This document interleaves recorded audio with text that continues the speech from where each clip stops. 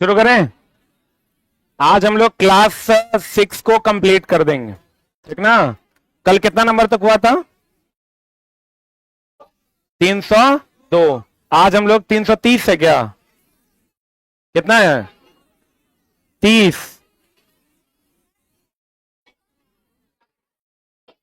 330 है ना। अच्छा 29।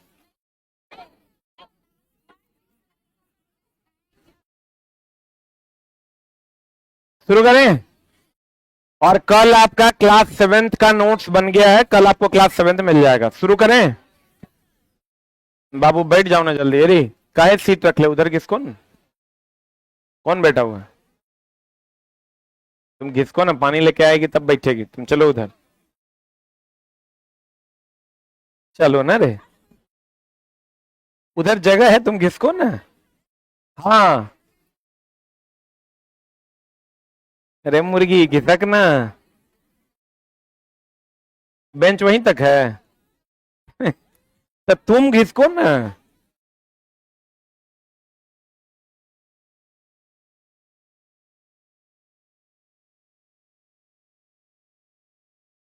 देखो ना बाबू, कहीं एडजस्ट करके बैठो ना।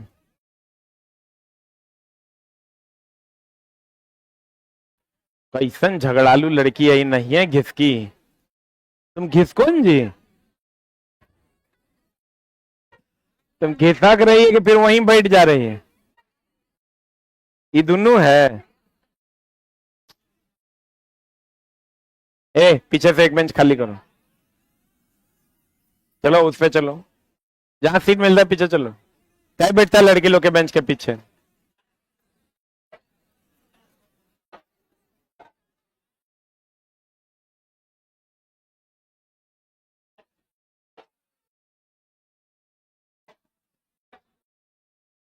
हो गया, दो लोग बैठ जाओ, दो लोग बैठ जाएंगे। बैठ जाओ।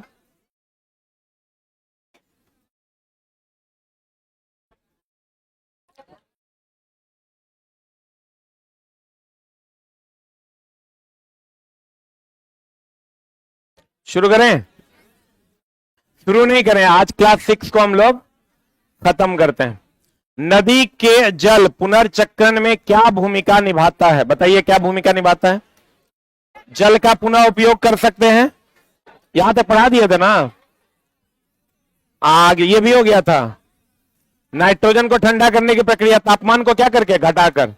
समुद्री जल का मुख्य घन गुण क्या है? लवण का उपयोग। ये हो गया था यहां तक। यहां से होना था क्या? देखो, एक होता है निम्नीकरणीय डिग्रेडेबल, एक होता है निम्नीकरणीय, एक होता है दोस्त मेरे लिखना अनिम्नीकरणीय।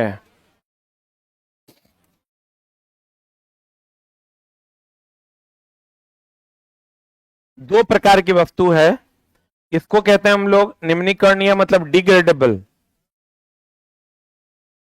डिग्रेडेबल, इसको कहते हैं non degradable. Non degradable. Degradable उसे कहते हैं जो सड़ता हो। हम कल बताए थे आपको, पृथ्वी का अपमार्जक कौन है? जीवाणु और कवक। इन नॉन डिग्रेडेबल कहते हैं जो सड़ता ना हो, कि सड़ता हो? जो सड़ता ना हो।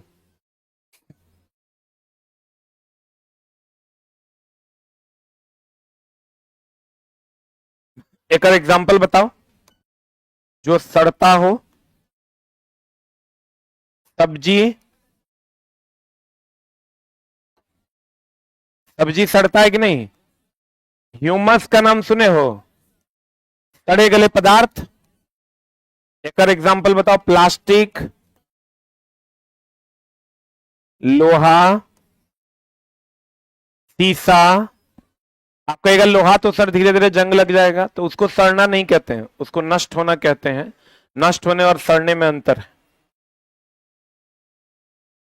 लिख लिए? कहां पर? ह्यूमस। ह्यूमस का नाम सुने हैं? ह्यूमस से कौन सी गैस निकलती है? Methane, CH4।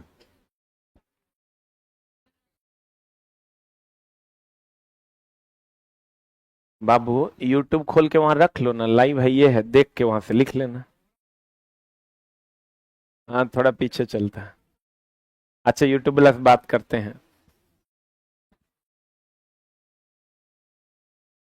अरे विक्की जी हैं क्या? कहाँ है? विक्की जी नहीं है? एगो टीवी ऑर्डर कर दे तो यहाँ के लिए। लगेगा उसपे 2-3 दिन, लेकिन सोमवार अब अभी ऑर्डर करेंगे 2 दिन बाद है ना आएगा। ऑफलाइन दूगो कर दीजिए। दूगो दो। अरे वो टीवी आप लोग को नहीं मिलने वाला है, क्यों ताली बजा रहे हैं? हो गया। निम्नीकरणीय जो सड़ता हो, अनिम्नीकरणीय जो सड़ता ना हो। एकदम देखो कितना सिंपल है। अ का मतलब नहीं, अ का मतलब नहीं, जो सड़ता नहीं। निम्नीकरणीय मतलब सड़ना, निम्नीकृत हो जाना मतलब सड़ जाना, मतलब घट जाना। निम्न हो जाना मतलब घट जाना, तो निम्नीकृत हो जाना मतलब घट जाना, सड़ जाना। अनिम्नीकृत मतलब सड़ता नहीं हो। समझ में आया कि नहीं? तो कहते हैं प्लास्टिक की वस्तुएं पर्यावरण पर क्या प्रभाव डाल सकती है, बढ़िया कि खराब? क्योंकि दोस्तों जलेगा तब भी कार्बन मोनोऑक्साइड देगा, और कार्बन मोनोऑक्साइड सबसे जहरीला धुआं है। तो बताइए क्या होगा? प्रदूषण भी देगा, स्वास्थ्य समस्या भी जनरेट करेगा, पुनर्चक्रण में भी क्या होगा? कठिनाई होगा। रीयूज करने में भी आपको उसका दहन करना होगा, पिघलाना होगा, जिससे प्रदूषण फैलेगा, उसमें भी ये कठिनाई उत्पन्न करेगा।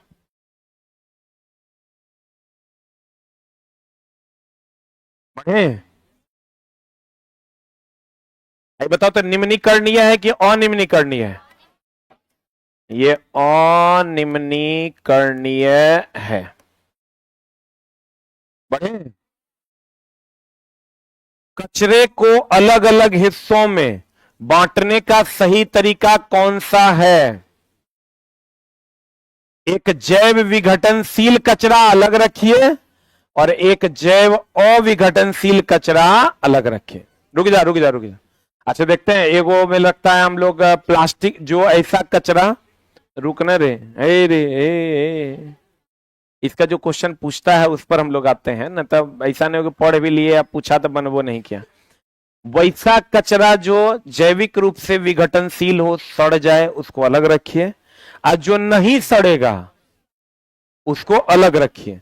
अब इसी आधार पर कचरा दो प्रकार का हो गया, या पदार्थ दो प्रकार का हो गया। ये पूछता है एक दोस्त मेरे जैविक पदार्थ, और एक होता है अजैविक पदार्थ। अभी हम लोग क्या पढ़ते हैं? निम्नीकरणीय अनिम्नीकरणीय। जैविक पदार्थ जिसमें जान हो, जिसमें जान हो। अजैविक पदार्थ जिसमें जान ना हो। तो एक एग्जांपल बताइए क्या होगा? जीवाणु का नाम सुने हैं? ये जैविक पदार्थ है। पेड़, एक एग्जांपल बताइए क्या होगा? मिट्टी, हवा, ये सब क्या है? अजैविक पदार्थ। लिख लीजिए। जैविक पदार्थ जिसमें जान हो, अजैविक पदार्थ जिसमें जान ना हो।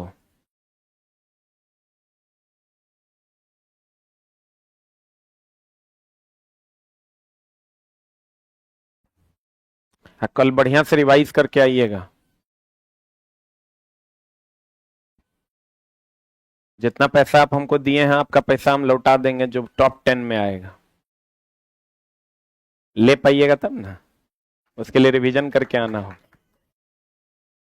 टॉप 10 वाले बच्चों को सुंदर सा उपहार हमारे तरफ से मिलेगा, लेकिन पढ़ के आइएगा। जो पढ़ाए हैं, जो वन लाइनर है, दोनों।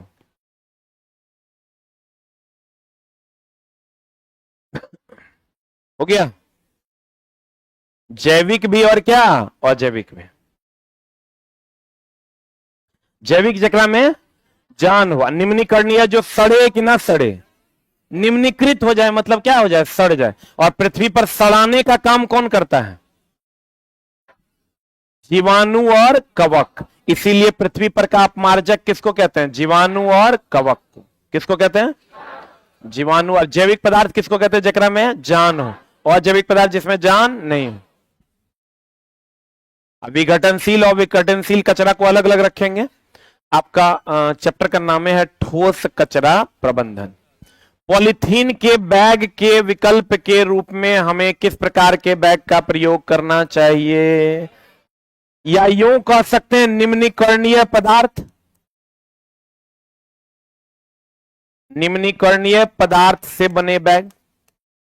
बोलिए हो, मतलब जो सड़ने वाला है कि सड़ने वाला नहीं है। अब पॉलीथीन का जो है बैग बैन है, बिहार में आप पॉलीथीन का बैग यूज नहीं कर सकते, लेकिन धड़ल्ले से यूज होता है। यहां जो जो चीज बैन होता है वो चीज हम लोग बहुत बढ़िया से यूज करते हैं। गांजा बैन है, दारू बैन है, बढ़िया सर्विस मिलता है।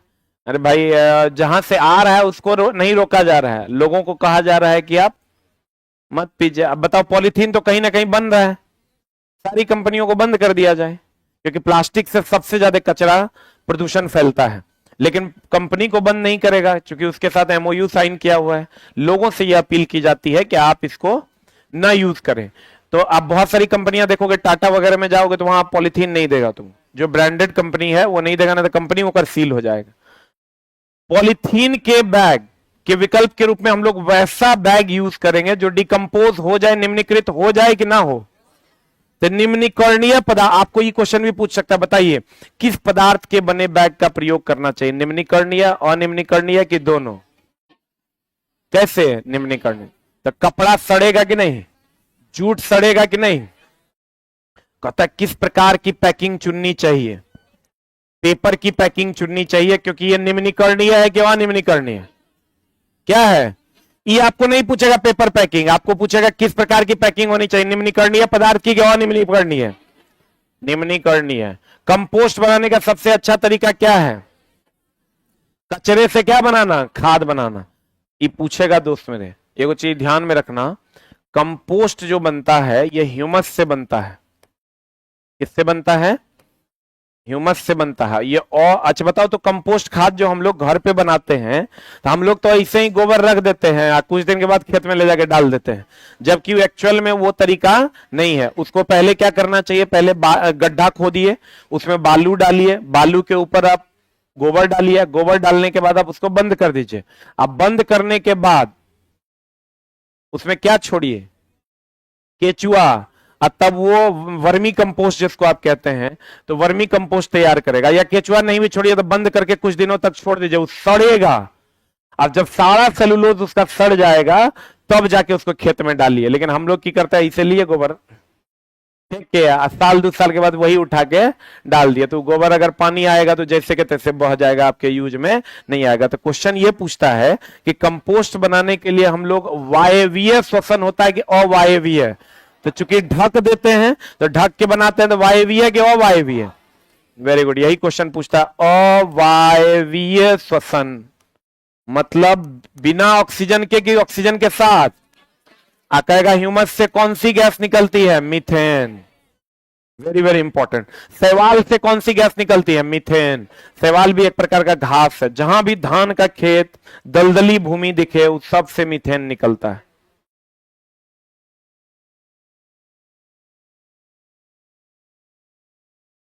ह्यूमस मतलब सड़ा गला पदार्थ।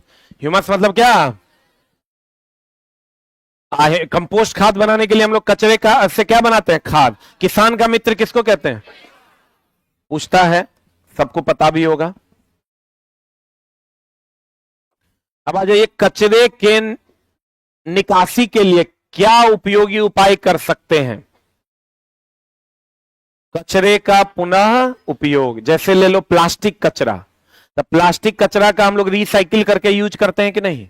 इसीलिए वो बिक जाता है। प्लास्टिक कचरे को इसीलिए कहते हैं फेंकना नहीं चाहिए। तो कहते हैं कचरे के निकासी के लिए उपयोगी उपाय है, हो सकता है कचरे का पुनः उपयोग। प्लास्टिक का पुनः चक्रण, रिसाइकिल कैसे किया जाता है? पुनः उपयोग के लिए बेचकर। आपके पास अगर प्लास्टिक है, आप चाहते हैं कि इसका फिर से रिसाइकिल हो जाए, तो आप उसको बेच दीजिए, कंपनी उसको ले जाएगी, फिर से उसको प्लास्टिक को गलाएगी, गला के नया पदार्थ बनाएगी। इसको हम लोग रिसाइकिल करना कहते हैं। कचरा प्रबंधन में 4R का मतलब क्या है? 4R रिसाइकिल का मतलब क्या होता है? कचरे के पुनः नवनीकरणीय करना, मतलब कचरा को 4R टेक्निक अभी हम पढ़ाएंगे, आगे है इसी में।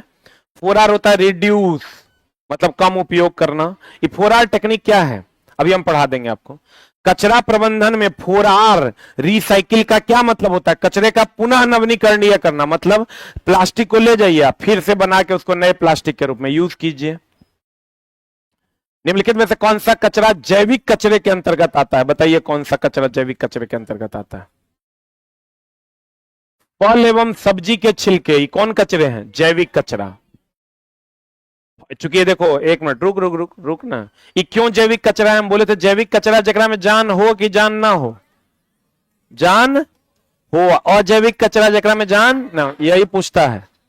जैविक कचरा जकरा में जान हो, अजैविक कचरा जकरा में जान ना हो। तो दोस्त मेरे बताओ, पादप हम बोले थे जैविक है कि अजैविक है? पादप क्या है? जैविक है। जीवाणु क्या है? जैविक है। तो फल और सब्जी जैविक है कि अजैविक? अब मिट्टी क्या है? अजैविक। वायु क्या है? अब कुछ लोग कहेंगे फल और सब्जी तो सड़ गया सर, तो तक जगह में जाने नहीं है। नहीं, वैसे नहीं डिवाइड करना है। आप कहते हैं हवा अजैविक है। हवा क्या है?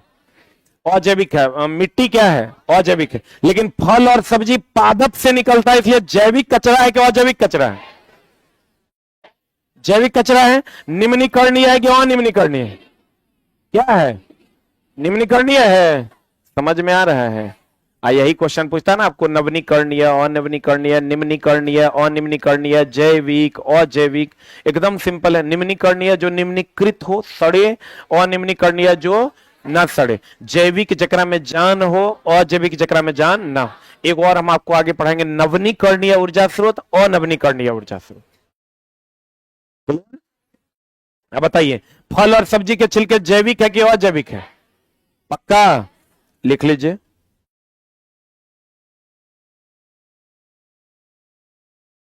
बढ़े।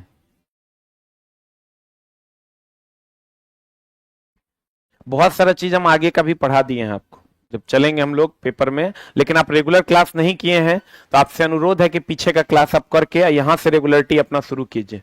न तो अगर आपको लग रहा है कि हम धीरे धीरे छोड़ ले जाएंगे, बाद में कर लेंगे, बाद में कोई करता नहीं है, वो हो जाएगा आपका 100 वीडियो। 100 वीडियो आप कर ही नहीं पाइएगा। वर्मी कंपोस्ट बनाने का क्या लाभ है? बताओ क्या लाभ है? वर्मी कंपोस्ट अगर आप बनाते हैं, इसमें पौधों को उर्वरता मिलेगी कि नहीं मिलेगी? क्यों मिले? रुक रुक, क्यों मिलेगी? क्योंकि वर्मी कंपोस्ट उसको डिकम्पोज कर देगा, सड़ा देगा, और सड़ने के बाद नाइट्रोजन का स्थिरीकरण और बढ़िया से होगा। इसलिए कहते हैं वर्मी कंपोस्ट बनाने से पौधों को उर्वरता ज्यादा मिलती है। अब वर्मी कंपोस्ट किसके द्वारा बनता है? किसके द्वारा? केचुआ को किसान का क्या कहते हैं? मित्र कहते हैं। क्वेश्चन मिलता है कि नहीं? किसान का मित्र कौन? केचुआ।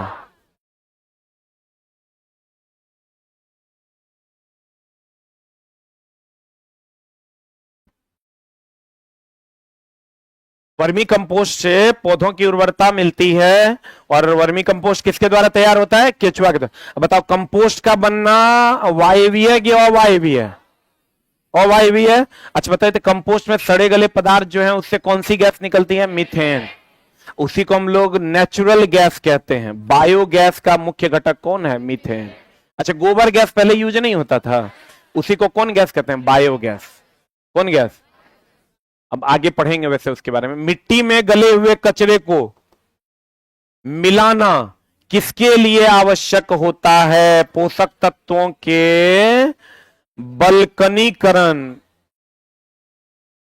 पोषक तत्वों के वृद्धि के लिए। सीधा शब्द लिखिए, पोषक तत्वों के क्या के लिए? वृद्धि के लिए। मिट्टी में गले हुए कचरे को मिलाने से क्या मिलता है? पोषक तत्वों की वृद्धि। अब देखिए, होता क्या है कि हम लोग दो चीजें पढ़ना चाहिए आपको, एकदम ध्यान से इसको देख लो बढ़िया से। इतना एक होता है खाद, एक होता है उर्वरक। इन दोनों में अंतर हम लोग समझ नहीं पाते हैं। क्वेश्चन भी मिलेगा आपको। खाद और उर्वरक में क्या अंतर है? क्वेश्चन मिला है कभी? कंपोस्ट, गोबर, उर्वरक को आप कह दीजिए यूरिया, डीएपी। रुक जा, अभी होता क्या है, रुक जा भाई, तब लिखना। इसको भी हम थोड़ा सा बढ़िया से लिख देते हैं। खाद, खाद को हम लोग क्या कहते हैं? कंपोस्ट या ह्यूमस भी कह सकते हैं।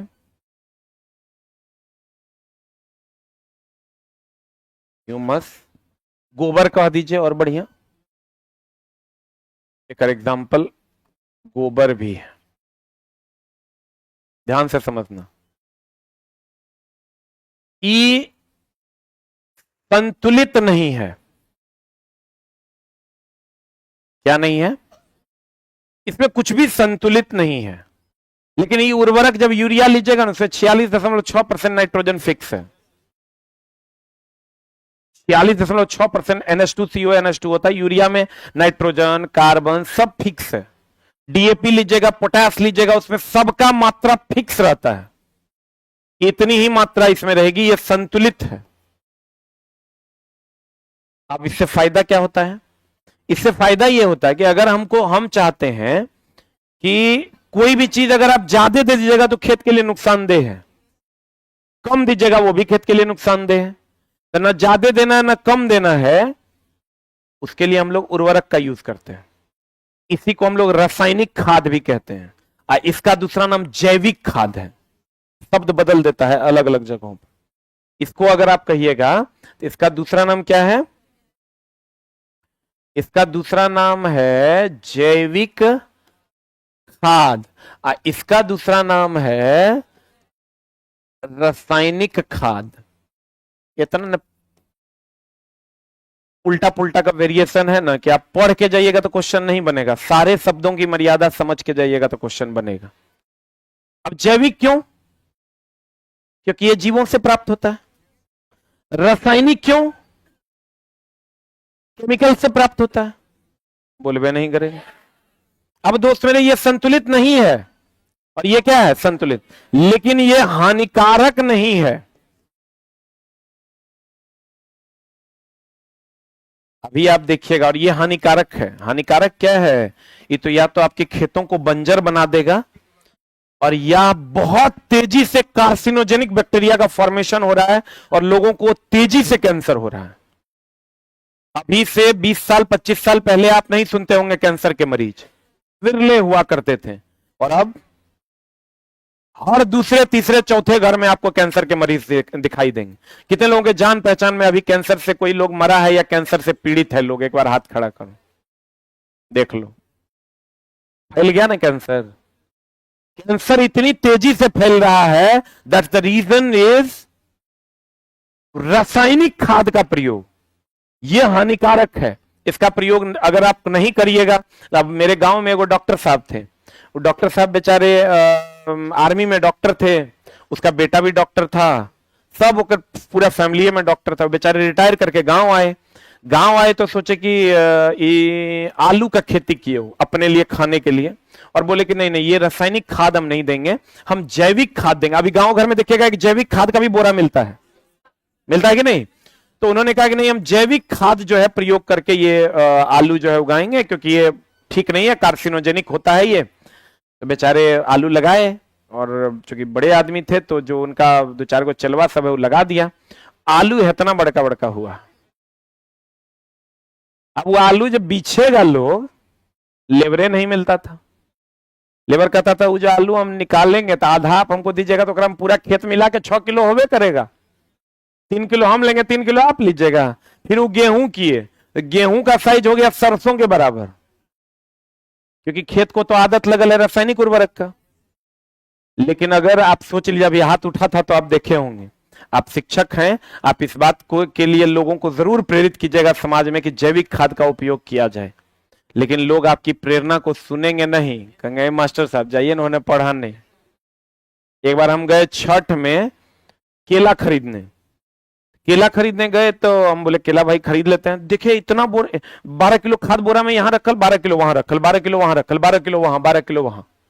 मतलब वो पूरा एक ट्रैक्टर खाद मात्र इतना बड़ा एरिया में उल्ला के उछल दिया, अलग अलग जगह पर बोरा में कस कस के इतना इतना गुठली बना के बोला कि अब कल एकरा में खाद लगाएंगे। हम बोले इतना तो बचेगा क्या जी?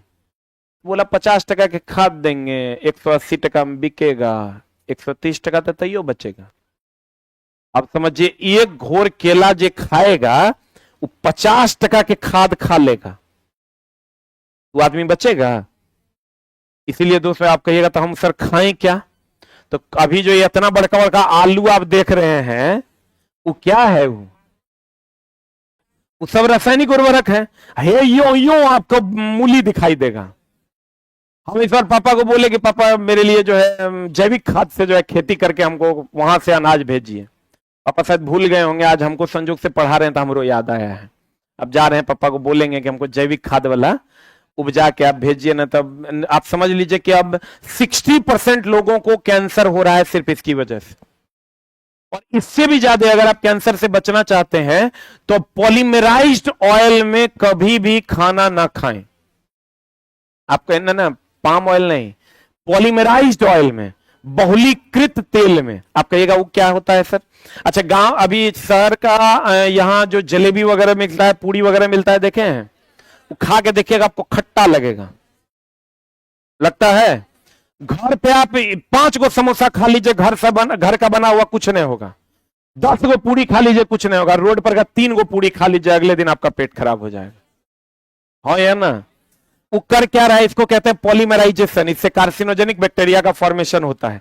अगर मान लीजिए कि कोई हलवाई तेल दे दिया 5 लीटर और उसमें वो पूरी छानना शुरू किया, उसको पूरी भर दिन बेचेगा तो 20 टका बचेगा, 40 टका बचेगा पूरी में। अब वो 5 लीटर तेल में फिर कल घट गया आधा लीटर, फिर उसमें 1 लीटर तेल डालेगा, फिर 1 लीटर घटेगा, फिर उसमें 1 लीटर डालेगा। उसकी इतनी औकात नहीं कि 5 लीटर को फेंक के अगले दिन फिर से 5 लीटर में बनाए। ये संभव है? और ज्यादा तेल नहीं रखेगा तो उतना कस्टमर को दे ही नहीं पाएगा, क्योंकि इतना तेल में एक बार में 2 को पूरी निकलेगा, दे पाएगा? तो उसकी मजबूरी है 5 लीटर को फेंक नहीं सकता। और धीरे धीरे क्या होता है, उसका पॉलीमराइजेशन होने लगता है, एक तेल दूसरे तेल से बॉन्डिंग स्ट्रॉन्ग करने लगता है। अब बॉन्डिंग जब स्ट्रॉन्ग करके वो जुटने लगता है तो एक लंबा सा चेन बना देता है। जो आप खाते हैं तो चेन टूटवे नहीं करता है। अब जब चेन नहीं टूटता है तो आपका वो पचता नहीं है, क्योंकि टूटेगा तब ना, जब पाइसीकरण नहीं होगा। टूटेगा नहीं तो पचेगा कैसे? नहीं पचेगा, तो पचता नहीं है, जिसके कारण आपका लीवर खराब हो जाता है और वहीं से कार्सिनोजेनिक बैक्टीरिया का फॉर्मेशन होता है। इसीलिए कभी भी फास्ट फूड अगर आप रोड वगैरह पे खाते हैं तो कोशिश करें छना हुआ ना खाएं, भुजा हुआ खा लें, छना हुआ नहीं खाएं। डोसा आप खा सकते हैं, डोसा में सिंगल टाइम तेल यूज होता है। पूरी नहीं खाएं, समोसा नहीं खाएं, लिट्टी नहीं खाएं, सूखा लिट्टी खा सकते हैं, नहीं तो सारा कार्सिनोजेनिक, टोटल का टोटल। इसलिए आप कोशिश कीजिए नहीं खाने का, लेकिन क्या करिएगा, जी लपलपाते रहता है, खा ही लेते हैं। अब दोस्त मेरे, ये हानिकारक नहीं है, लेकिन ये क्या है? हानिकारक। ये संतुलित है कि नहीं है? है, ये संतुलित है। तो दोस्त मेरे इसको जल्दी से लिख लीजिए।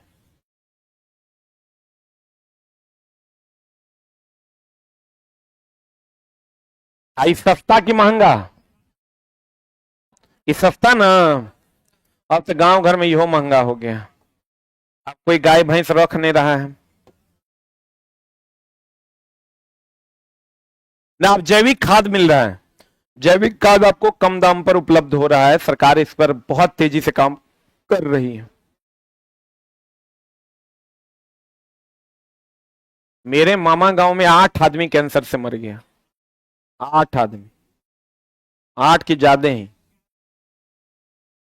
पेट में सबसे ज्यादा लीवर कैंसर जो है सबसे तेजी से हो रहा है, थ्रोट कैंसर तेजी से हो रहा है। इससे बचना है अगर, तो मार्केट का कोई भी छना हुआ सामान तो एकदम नहीं खाइए। बढ़े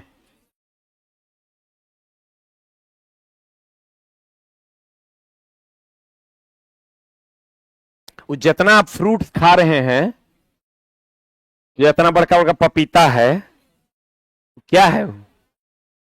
पूरा एकदम जो है क्या डाल रहे हैं? रासायनिक खाद।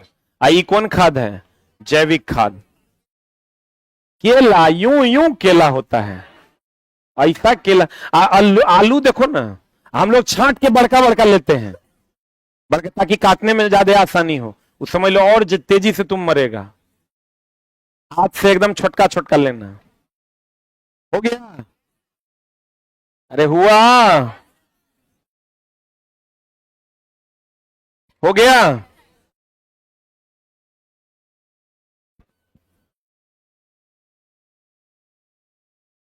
मिटाएं? मिटाएं हो? अब देखिए, कहते हैं मिट्टी के में गले हुए कचरे को मिलाना किसके लिए आवश्यक है? पोषक तत्वों की वृद्धि के लिए। हरे रंग का कूड़ादान किसके लिए? सड़ने वाली चीज। लाल मतलब डेंजर। बताइए, डिग्रेडेबल की नॉन डिग्रेडेबल? निम्नीकरणीय के लिए। अनिम्नीकरणीय के लिए लाल रंग का डेंजर, अनिम्नीकरणीय के लिए लाल रंग का। हरे रंग का कूड़ादान किसके लिए? सड़ने वाली चीजों के लिए, निम्नीकरणीय चीजों के लिए। और कचरे के विषैले गैस कैसे उत्पन्न होते हैं? जलने से ना। अच्छा बताओ, कल बताए थे पर्याप्त ऑक्सीजन मिलेगा तो कौन गैस मिलेगा? Carbon dioxide. और पर्याप्त ऑक्सीजन मिलेगा कार्बन मोनोऑक्साइड। बैक करें।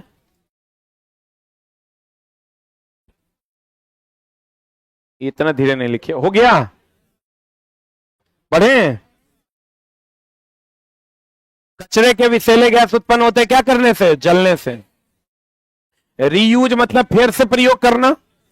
कोई भी बोतल है या कोई भी प्लास्टिक है, उसको आप फिर से यूज करते हैं। चीजों को दोबारा इस्तेमाल करना रीयूज कहलाता है।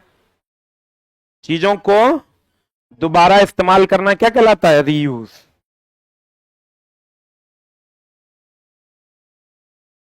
निम्नीकरणीय मतलब जो सड़े कि ना सड़े? सड़े। जैविक जकरा में जान हो। पौधा क्या है? जैविक कि अजैविक? सब्जी जैविक, घटक की अजैविक? जैविक। सब एनसीईआरटी में क्वेश्चन है। कंपोस्ट खाद का उपयोग किस प्रकार की खेती के लिए करते हैं? देखिए, समझ में आ गया? कौन खेती? जैविक खेती। और इस खाद को कौन रसायन कहते हैं? जैविक रसायन, जैविक खाद। कौन खाद? जैविक खाद। केमिकल वाला खाद को रासायनिक खाद। नीले कूड़ेदान में किन पदार्थों को डाला जाता है? प्लास्टिक को। नीला या लाल में?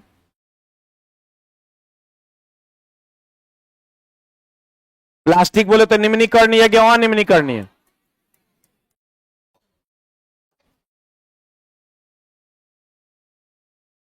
अनिम्नीकरणीय।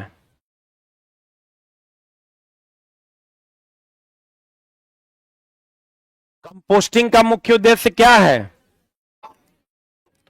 कचरे को मिट्टी में बदलना।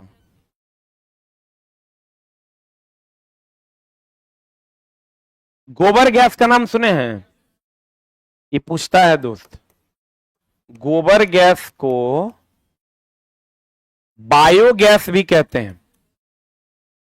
कौन गैस कहते हैं? इंग्लिश में इसको नेचुरल गैस कहते हैं। और इसका मुख्य घटक पूछेगा कौन है? मीथेन। इसी नेचुरल गैस को जब कंप्रेस कर दोगे तो कंप्रेस नेचुरल गैस बनेगा, जिसको हम संपीड़ित प्राकृतिक गैस सीएनजी कहते हैं।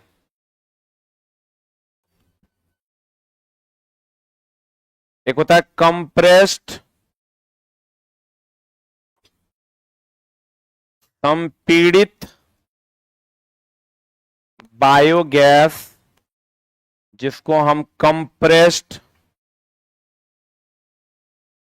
नेचुरल गैस कहते हैं। Very very important. इसका भी मुख्य घटक क्या है? मीथेन। शॉर्ट में इसको क्या कहते हैं? सीएनजी। एगो एलपीजी सुने हो? एलपीजी इसको कहते हैं लिक्विड पेट्रोलियम गैस। इसका मुख्य घटक होता है ब्यूटेन, C4H10।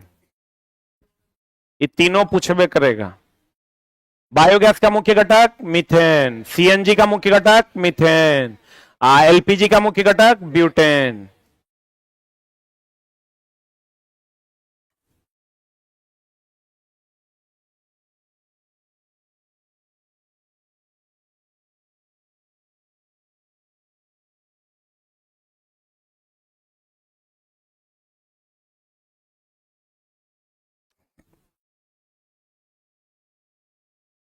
लिखे हो?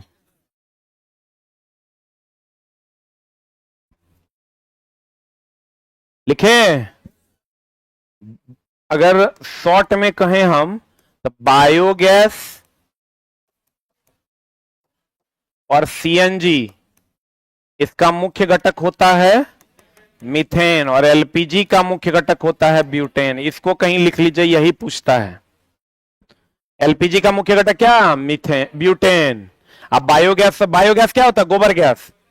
बायोलॉजिकल चीजों से जो गैस निकलता है, जैविक घटक से, ह्यूमस से जो गैस निकलता है, वो कौन गैस होता है? मीथेन। अगर गोबर बोले तो सड़े गले पदार्थ कह दें, सड़े गले पदार्थ कह दें तो ह्यूमस कह दें, ह्यूमस कह दें तो मीथेन कह दें। अरे बोलिए, अगर आपको कह दे सड़े गले पदार्थ से कौन गैस निकलता है? सड़े गले पदार्थ से। अब बताओ तो धान के खेत में, धान खेता में हम लोग दाल वाल सड़ा देते हैं, दाल पहले मूंग होता है तब धान रोपते हैं, तब मूंग जो है सड़ गल जाता है तो उससे कौन गैस निकलता है? धान के खेत में कह देगा या ह्यूमस, कौन गैस? मीथेन। सड़े गले पदार्थ, धान खेत, ह्यूमस, कौन गैस? मीथेन। खाली एलपीजी से कौन gas? Butane. LPG butane, LPG butane. Methane का बहुत सारा नाम है, आगे पढ़ेंगे। मार्स गैस है, माइन गैस है, फायर डैम्प, ये सबका नाम है। बढ़े?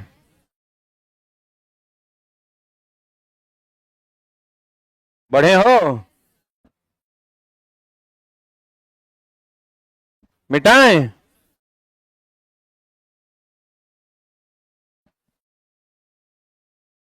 अगला, प्लास्टिक और पॉलीथीन को कम से कम उपयोग करने का उद्देश्य क्या है? पर्यावरण की सुरक्षा। पर्यावरण की सुरक्षा। कचरा में कौन सा पदार्थ जैव अवघटनीय पदार्थ है? अविघटनशील पदार्थ है। अविघटनशील मतलब सड़ने वाला कि ना सड़ने वाला? विघटन मतलब सड़ना, अविघटन मतलब ना सड़ना।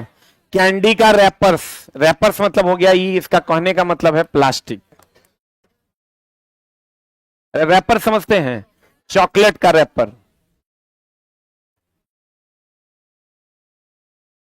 बता, कंपोस्ट खाद बनाना आम के किस उदाहरण का रूप है? आम के आम, गुठली के दाम। ये बच्चा सबको समझाने के लिए दिया जाता है। आम के आम और गुठली के दाम मतलब एक तो गाय से दूध निकाल लिए, ऊपर से होकर गोबर से क्या बना दिए? खाद। तो आम के आम और गुठली के दाम। लिखे? कौन से प्रकार के कचरे का उपयोग खेती के उर्वरक के रूप में किया जा सकता है? प्लास्टिक का उपयोग करेंगे। जो वैसा कचरा जो पिघल जाए कि ना पिघले, जो सड़ जाए, पच जाए, उसी का उपयोग करेंगे। पूर्ण रूप से गलने वाला कचरा का ही हम लोग खेती में यूज कर सकते हैं। जो पूरा का पूरा गल जाए वैसा कचरा का ही ना हम लोग खेती में यूज करेंगे।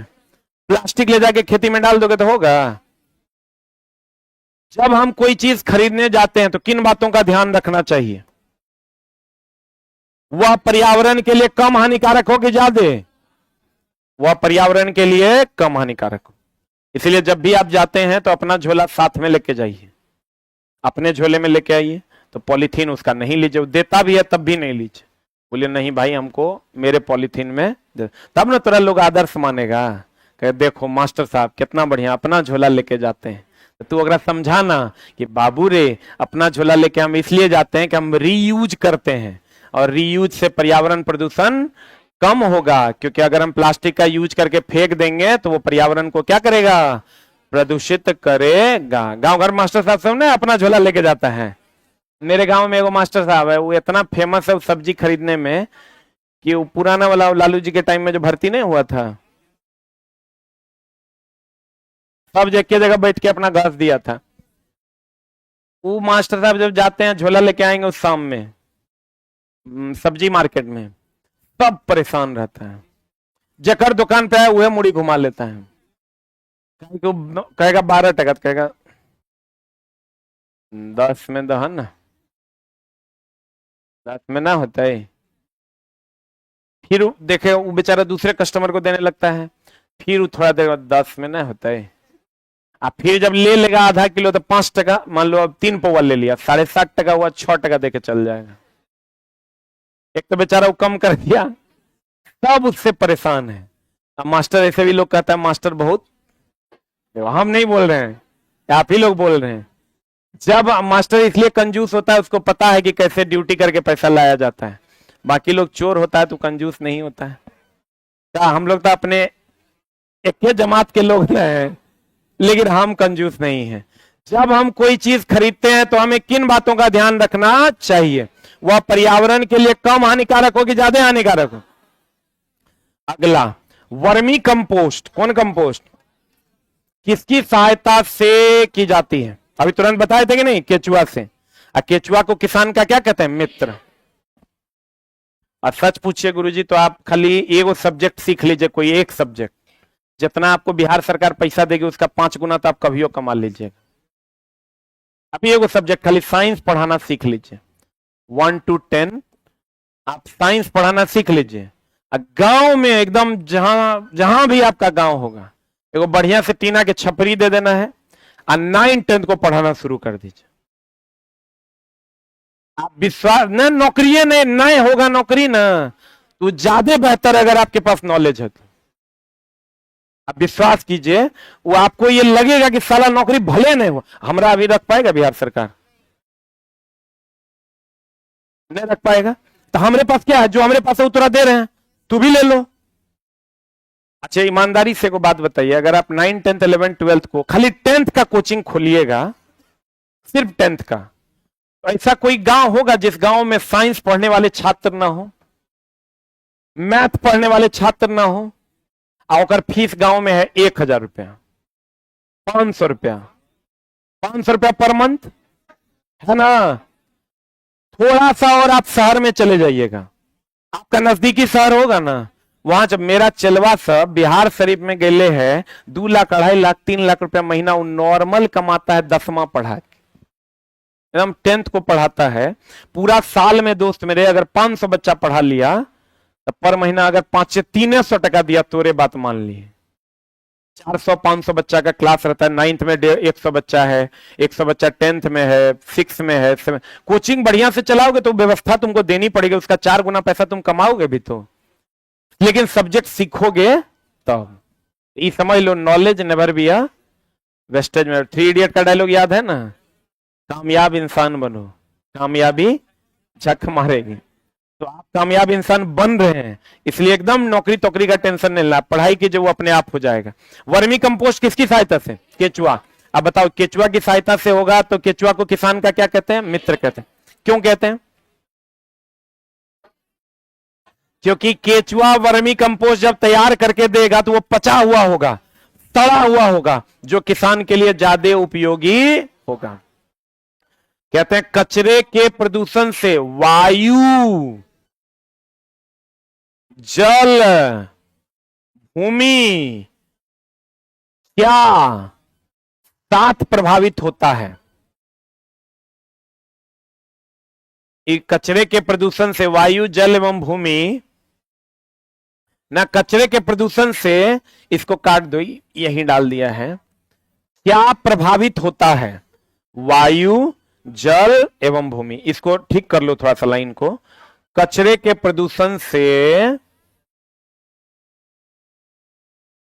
क्या प्रभावित होता है? क्या प्रभावित होता है? वायु भी, जल भी या भूमि में? ये क्वेश्चन का जवाब आप लोग दीजिएगा, दे दीजिएगा, समझेंगे आप, अच्छे बच्चे हैं। इसी से रिलेटेड है, प्रदूषण से ही। ताजमहल का नाम सुने हैं? ताजमहल का रंग फीका हो रहा है, ताजमहल का रंग, देखते हैं कितने लोग आंसर देते हैं। फीका हो रहा है। रुक जा भाई, लिखने दो। किस प्रदूषण के कारण? अम्लीय वर्षा ना। पहला ऑप्शन है जल प्रदूषण, वायु प्रदूषण, तीसरा ऑप्शन है बादल प्रदूषण। अरे हमको कुछ ना कुछ बिगाड़ना तो है ही ना, है आंसर ये दोनों में से एक है, नॉन ऑफ दीज।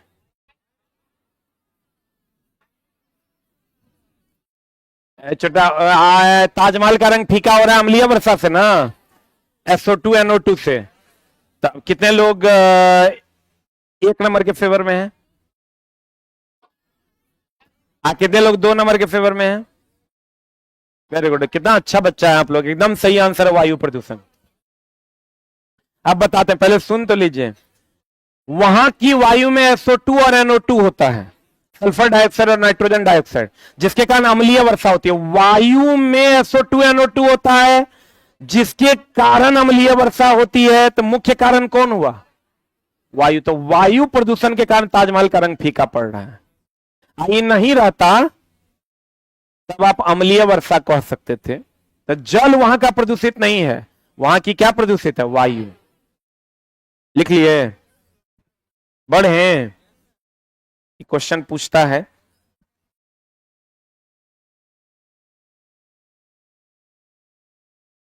हाँ जी, क्या पे दिया नंबर?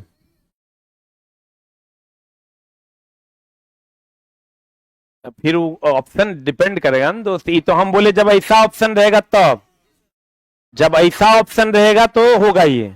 अब ऑप्शन क्या है? हम बोले फिर वही बात, अगर आप किसी को चाकू मार रहे हैं तो हम कहेंगे किससे मरा? तो आप कहिएगा स्टील से कि लोहा से कि सोना से कि चांदी से, आंसर स्टील होगा। हम कहेंगे किससे मरा? चाकू से कि तलवार से, हथौड़ा से, तो कहिएगा चाकू से। एक एक क्वेश्चन का 2 आंसर होगा, डिपेंड करेगा ऑप्शन क्या देता है। आप हमको क्वेश्चन दीजिएगा, गरीब आदमी आपकी मदद करेगा। क्या क्वेश्चन है आपके पास? हाँ एकदम लेके आइएगा। इस टाइप के ऑप्शन में ये आंसर होगा। अब बाकी तो ये वायु प्रदूषण में, वायु वहां की जो प्रदूषित होगी उसमें CO2 होगा, CO होगा, SO होगा, NO2 होगा।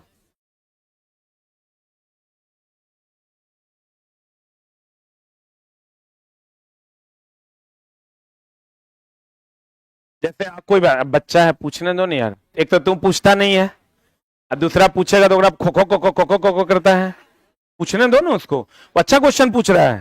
हो सकता है अगर उसके नॉलेज में नहीं होगा तो उसको बता देंगे, अब मेरे नॉलेज में नहीं होगा तो हम सीख लेंगे। 1 नंबर से, 2 नंबर से, देखो बेचारा 2 नंबर से मेरिट में छटा है, ये क्वेश्चन था। कोई बात नहीं दोस्त, कल लाइएगा इसको और डिटेल में, जहां दिक्कत वैसे ही आगे पढ़ना है। हम यहां सिर्फ आपका इंट्रो पार्ट अभी पढ़ाए, अब क्वेश्चन इसी से बन जाएगा। वायु प्रदूषण होगा तो वहां वायु के अवयव दे दिए गए होंगे जिससे अम्लीय वर्षा होता है। तो क्वेश्चन पे डिपेंड करेगा। आ जाइए इधर।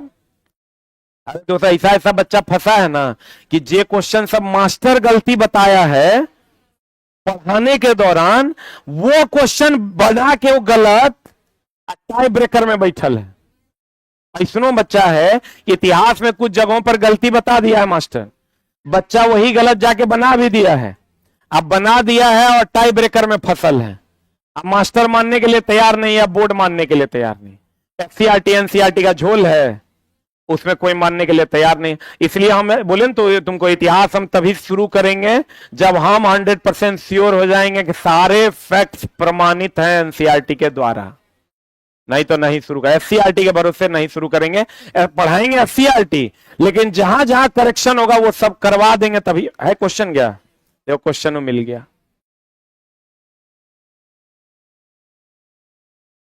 हाँ 1 to 5 का है। अच्छा रुकना भाई, अम्लीय, ये तो अम्लीय वर्षा दे रखा है। अम्लीय वर्षा के लिए प्रदूषक है, तो अम्लीय वर्षा ठीक है, CO2 SO2 जलवाष्प तीनों हो जाएगा। ये तो 1 से अधिक हो जाएगा। बोर्ड क्या दिया था आंसर?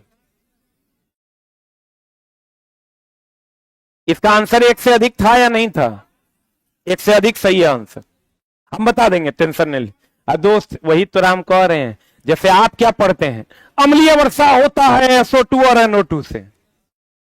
दय रट्टा दय रट्टा दय रट्टा, मास्टर रटा दिया तो हूं रट लिया, लेकिन ये क्वेश्चन थोड़े बनेगा।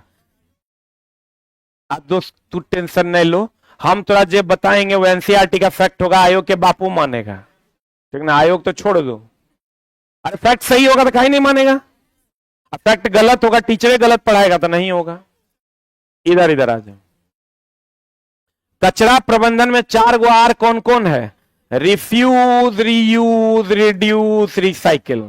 जल्दी से लिख लो, लेकिन एक झोल है, आगे पढ़ाएंगे हम एक और डिटेल, आगे पढ़ना है आपको। हाँ, रुक ना, अस्थिर हो जाओ। कचरा प्रबंधन के लिए 4 आर है, रिफ्यूज, रीयूज, रिड्यूस, रिसाइकिल।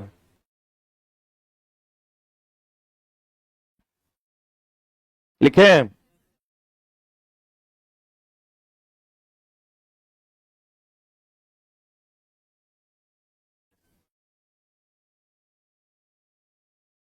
देखो कभी कभी यहां क्या करता है ना, रिकवर भी दे देता है, रिकवर, रीयूज, रिड्यूस, रिसाइकिल। लेकिन आप जो है एससीईआरटी में जो दिया हुआ वही मानिए। क्या मानिए? रिफ्यूज, रीयूज, रिड्यूस और रिसाइकिल। अब देखो, रिफ्यूज मतलब यूज नहीं करना, वैसा चीज जिससे कचरा फैलेगा। रीयूज मतलब फिर से यूज कर लेना, और रिड्यूस मतलब कम यूज करना, रिसाइकिल मतलब फिर से बना लेना। वैसे ही आगे और है कचरा प्रबंधन। कचरा प्रबंधन में रिड्यूस का मतलब कम यूज की ज्यादा यूज, कम उपयोग करना, कम उपयोग करना। और चलते हैं हम लोग क्लास 6 के अंतिम पड़ाव पर। निम्नलिखित में से कौन सा पदार्थ जलाने से हानिकारक धुआं उत्पन्न करेगा? कौन? प्लास्टिक ना, इसलिए प्लास्टिक को जलाना नहीं चाहिए, उसको बेच लेना चाहिए। अब बेच लेने के बाद उसको क्या करेगा? रिसाइकल, और रिसाइकिल कर देगा तो हमारे लिए फिर से वो बन के आ जाएगा। क्लियर है? तो कैसा लगा आपको क्लास 6? बढ़िया लगा? और बहुत सारी चीजें आपको सीखने का मौका मिला होगा। चलिए तो 10 प्रश्न का हम रिवीजन करते हैं जो पीछे से करेंगे। सारा क्लास किए हैं आप? सारा क्लास किए हैं? देखो दोस्त, ये कितना लिखाए हम थोड़ा, ये पूरा भर गया होगा। एक आध गो और पन्नों हमको लगता है 2-4 गो भरा होगा। भर गया ना? तो बताओ हमको, रानी मक्खी कै गो? एगो। समांगी कौन जो पूरा पूरा मिले कि ना मिले? पूरा पूरा मिले। जैसे बताओ तो तेल और पानी। विषमांगी पक्का। तेल और पानी। देखो मेरे क्लास से बीच में उठोगे तो मेरा श्राप है, जिंदगी भर तेरा नौकरी नहीं होगा। अब आज के बाद देख लेना, जिंदगी भर पढ़ोगे नहीं होगा नौकरी। अब अपने हिसाब से देख लो।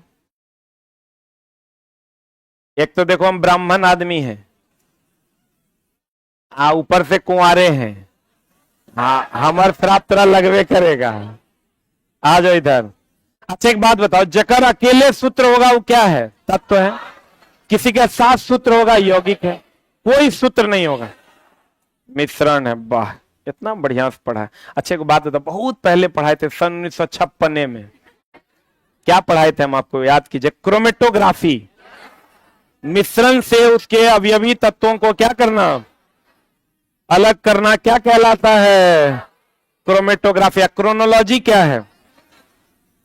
क्रोनोलॉजी क्या है? समय की माप को क्या कहते हैं? क्रोनोलॉजी। समय की माप को क्या कहते हैं? क्रोनोलॉजी। वाह रे बाबू। कीट का बाह्य परत किसका बनाता है? काइटिन का। किसका? काइटिन। अच्छा बताओ तो नमक कहां से मिलता है? समुद्री जल से। कौन विधि द्वारा? आसवन की प्रभाजी आसवन, आसवन द्वारा। वाह वेरी गुड। अच्छा एक बात बताइए, बताइएगा, पौधे जड़ों द्वारा पानी अवशोषण करते हैं कौन विधि द्वारा? कौन विधि द्वारा? परासरण। पौधे जड़ों द्वारा पानी अवशोषण करते हैं कौन विधि द्वारा? परासरण द्वारा। अच्छा बताओ तो हम लोग क्या हैं, प्राथमिक उपभोक्ता की द्वितीयक? द्वितीयक में हम लोग आते हैं। सर्वाहारी हैं, सबसे ज्यादा ऊर्जा प्राथमिक को, पादप को। पादप कितना परसेंट प्रकाश ग्रहण करता है? 1%। कितना परसेंट लौटा देता है? 99%। पक्का। आयोडीन की कमी से घेघारो, रतौंधी, ए। वाह, इतना अच्छा बच्चा है आप। अच्छा एक बात बताइए, इस पर हम लोग का बहुत विवाद हुआ था। ई आवर्ती गति है कि दौलनी गति? आवर्ती गति है, दौलनी गति नहीं है। वृत्तीय गति आवर्ती गति है, लेकिन दौलनी गति नहीं। वाह, इतना अच्छा बच्चा है आप लोग। एक बात बताइए,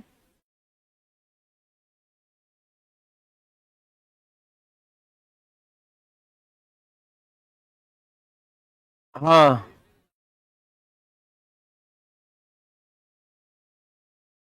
विटामिन ई की कमी से प्रजनन क्षमता में कमी आती है। हाँ कमी कर लीजिएगा उसको। देखिए होता क्या है, उसका क्या मामला है। जैसे विटामिन ई की अधिकता होगी तब भी प्रजनन क्षमता घटेगा, ई की अधिकता होगी, कमी होगी तब भी प्रजनन क्षमता घटेगा। होता क्या है, अगर किसी का भी क्रोमोजोम बहुत तेजी से डिवाइड हो रहा है तो ये वो बच्चा नहीं बचेगा। किसी का क्रोमोजोम बहुत धीरे धीरे डिवाइड हो रहा है तो ये वो बच्चा नहीं बचेगा। जरा मेरा बात तो सुन लीजिए। क्रोमोजोम के डिवीजन के लिए जिम्मेवार है कौन? Vitamin E. कौन? लेकिन अधिकतर क्या होता है कि विटामिन ई की तो हम लोग लेते हैं बाह्य स्रोत से।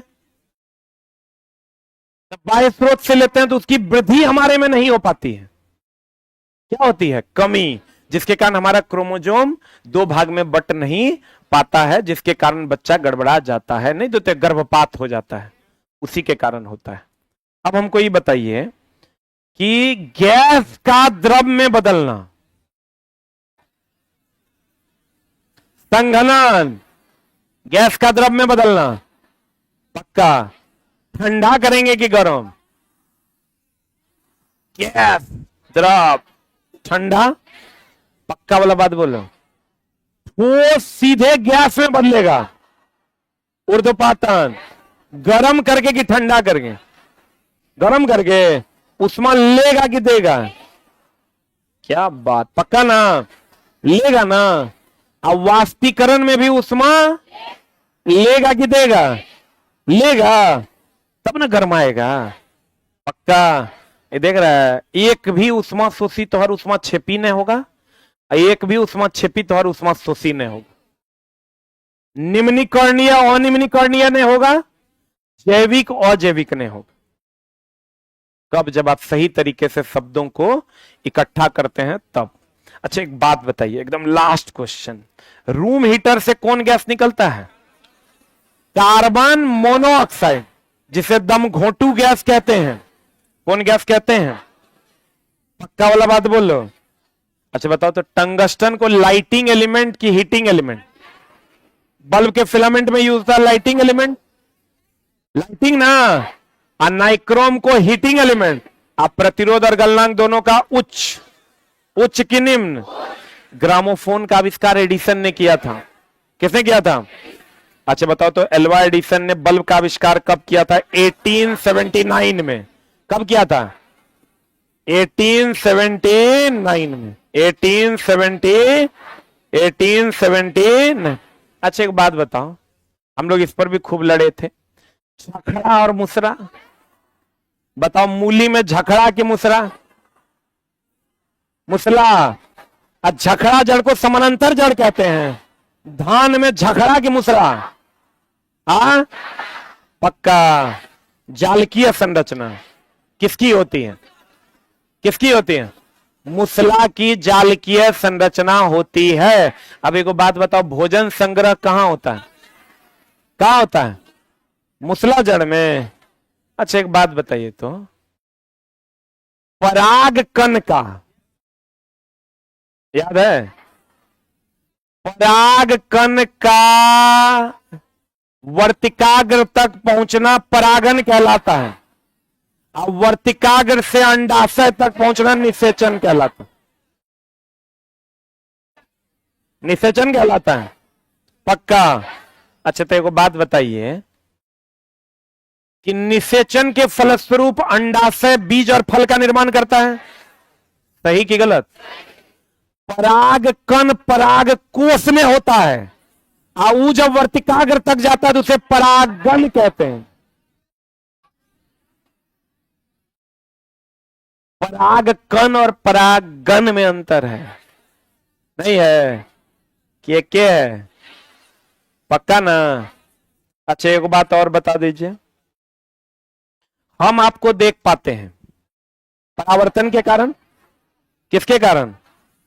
अच्छा बताइए, छाया तो हुआ जिसमें पूरा अंधेरा होगा, जिसमें कम अंधेरा होगा उपक छाया, पक्का। अच्छा बताइए, तो ओपैक मतलब पारदर्शी के अपारदर्शी? ओपैक मतलब पैक, अपारदर्शी ना, बोले नहीं करें। ट्रांसलूसेंट अर्ध पारदर्शी, बोले तो ट्रांसजेंडर, अर्ध पारदर्शी ना, बोलिए। ट्रांसपेरेंट पारदर्शी, नहीं समझ में आया? थोड़ा थोड़ा तो जरूर बुझाया होगा। बताइए सीएनजी और बायोगैस में का मुख्य अवयव क्या है? मीथेन। एलपीजी का मुख्य अवयव ब्यूटेन। लीजिए, बहुत बहुत धन्यवाद कि आप लोगों ने इतनी तन्मयता से मेरा बकवास सुना, ठीक है ना। और दोस्त मेरे, हम कोशिश किए अपने तरफ से, मेरी एक ही कोशिश है कि इस बैच के थ्रू आप जो कंटेंट के लिए ललायित हैं, जो बच्चों को नहीं मिल पाता है, हम दोस्त आज तक जीवन में एक वो चीज पर काम किया, उसका नाम है कंटेंट। ना बैनर टांगे ना पोस्टर टांगे, सिर्फ कंटेंट अपने बच्चों के बीच फैलाए हैं, उसी का नतीजा है कि आप यहां हैं। और कोई आदेश होगा तो हम आपके आदेश पर एकदम खरे उतरेंगे, लेकिन आप हमारे आदेश के लिए तैयार हो जाइए, क्योंकि कल आपका टेस्ट हो सकता है। तैयार है ना? कल आपका चंद्रा सर का पॉलिटी भी खत्म हो गया है, आज एक क्लास अभी लेंगे शायद। टेस्ट पेपर होगा क्या?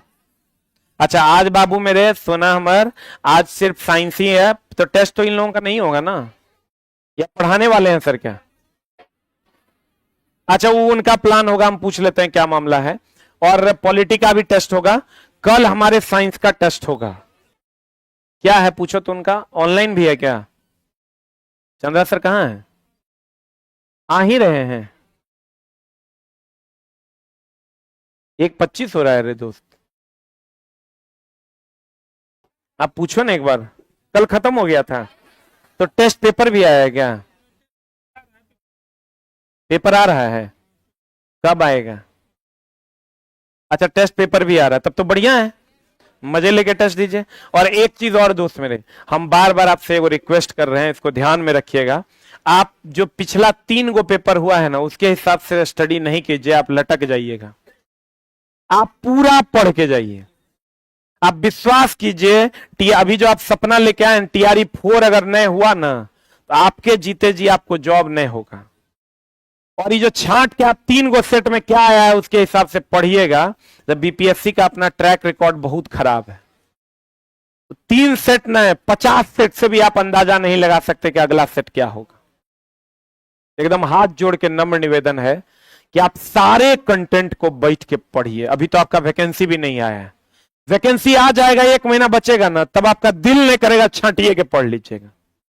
लेकिन अभी आप सारे कंटेंट को पढ़िए। पता नहीं बीपीएससी वाला बच्चा इस पर क्यों उतरा हुआ है, या टीचर इस पर क्यों उतरे हुए हैं कि 3 दिन जो एग्जाम हुआ है उसी पर पूछेगा।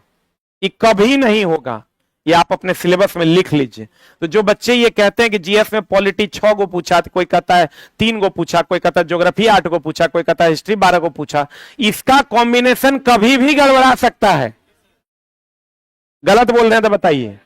इसलिए सारे सब्जेक्ट को आप बैठ के, और जीएस का तो हमने जिम्मा ही ले रखा है, पूरा साइंस पूरा आर्ट्स, और अभी आप पॉलिटी पढ़े होंगे तो आपको अच्छा ही लगा होगा, नहीं अच्छा लगा, और आज आप क्वेश्चन बनाइएगा तो और अच्छा लगेगा। और यही होता क्या है दोस्त, पल तो बीत जाता है। पॉलिटी वाले सर पढ़ा भी दिए, समय बीत भी गया, किसी का घर जाके बीता और किसी का यहां बैठ के बीता, समय तो दोनों का बीत गया, किसी को कुछ मिला और किसी का कुछ खो गया। हम लोग के क्लास में भी यही होता था, जैसे ही फलना टीचर का क्लास करेंगे चिल्लाएंगे तो बैग उठा के घर, अभी तक वो भागिए रहा है अपने जीवन में।